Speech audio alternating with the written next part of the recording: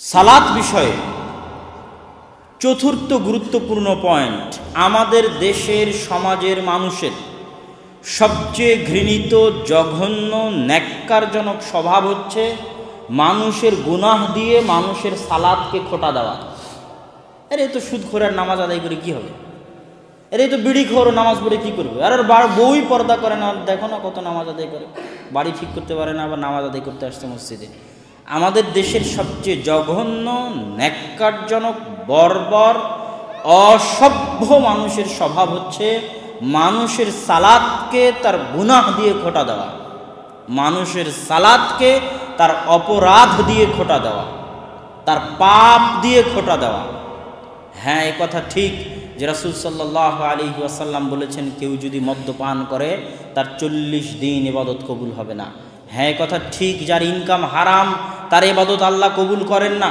রাসূল সাল্লাল্লাহু আলাইহি ওয়াসাল্লাম হাদিসে বলেছেন, মাতাআমুহু হারামুন, মাশরাবুহু হারামুন, মালবাসুহু হারামুন, और পানীয় হারাম, और খাদ্য হারাম, और জামা কাপড় হারাম, আর আল্লাহ তাইয়্যিব, পবিত্র, তিনি পবিত্র ব্যতীত অন্য কিছু গ্রহণ করেন না। এ কথা ঠিক, কিন্তু যে এখনই বিড়ি খেলো, ওকে বিড়ি খাওয়ার পরও সালাত আদায় করতে হবে। যে এখনই সুদের ব্যাংকে চাকরি করে, আর বাড়ি গাড়ি ধন সম্পদ টাকা পয়সা সবই সুদের টাকায় পরিপূর্ণ, ওর এক ওয়াক্ত সালাত আল্লাহর দরবারে কবুল হবে না, তবুও ওকে সালাত আদায় করতে হবে। ওই যে পুলিশ এখনই টেবিলের নিচ দিয়ে লাখ টাকা ঘুষ নিল, আর ওই ঘুষের টাকা হারাম, কিন্তু ঘুষ খাইয়ে উঠে ওকে সালাত আদায় করতে হবে। অবৈধ সম্পর্ককারী পতিতলায় গেছে জেনা করতে, জেনা করে পতিতলায় থেকে বের হলো, নামাজের সময় হয়েছে, ওকে নামাজ আদায় করতেই হবে, নাহলে ওকে পিটিয়ে নামাজ আদায় করানো হবে। কি জন্য?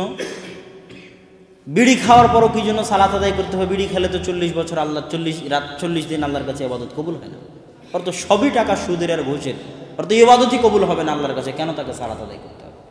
ইবনুল কাইয়িম রাহিমাহুল্লাহ বলছেন, যে ব্যক্তি হারাম ইনকাম বা হারাম জিনিস পান করে বা খায়, তার ইবাদত আল্লাহর দরবারে কবুল হবে না। এর অর্থ হচ্ছে ও সালাতের কোনো নেকি পাবে না। সালাতের অসংখ্য অগণিত ফজিলত আছে, আপনারা বহু আলেম ওলামা বক্তার মুখে শুনেছেন। আমি আজকে একটু আপনাকে সালাত সম্পর্কে অন্যভাবে আপনার মাথায় চিন্তা দিতে এসেছি, এই জন্য সচরাচর গতিতে আলোচনা করছি না। তো সালাতের অসংখ্য অগণিত ফজিলত আছে।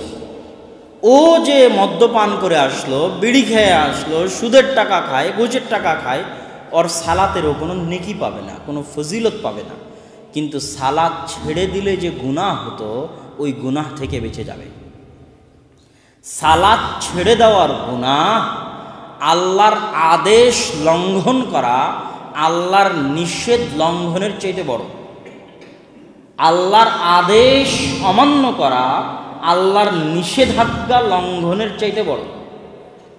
আমি তোমাকে বললাম যে আব্বু তুমি এখানে খেলিও না, তারপরেও খেলতে গেল, এটা যত বড় গুনাহ। আমি বললাম, এই তুমি 5 মিনিটের মধ্যে এখানে আসো তো, ও 5 মিনিটের মধ্যে এখানে আসলো না, মানে আসলোই না, আমার কথা শুনলো না, এইটা ওই নিষেধাজ্ঞার চাইতে বড় গুনাহ। আমি বলেছি সুদ খায়ও না, ও সুদ খেয়েছে। আমি বলেছি নামাজ পড়, ও নামাজ পড়েনি। সুদ খাওয়ার গুনাহের চাইতে সালাত ছেড়ে দেওয়ার গুনাহ বড়।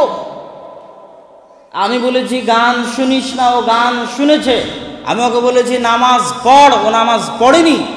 গান শোনার গুনাহের চাইতে সালাত ছেড়ে দেওয়ার গুনাহ 100 গুণে বড়। ঘুষ খাওয়ার গুনাহের চাইতে সালাত ছেড়ে দেওয়ার গুনাহ 100 গুণে বড়।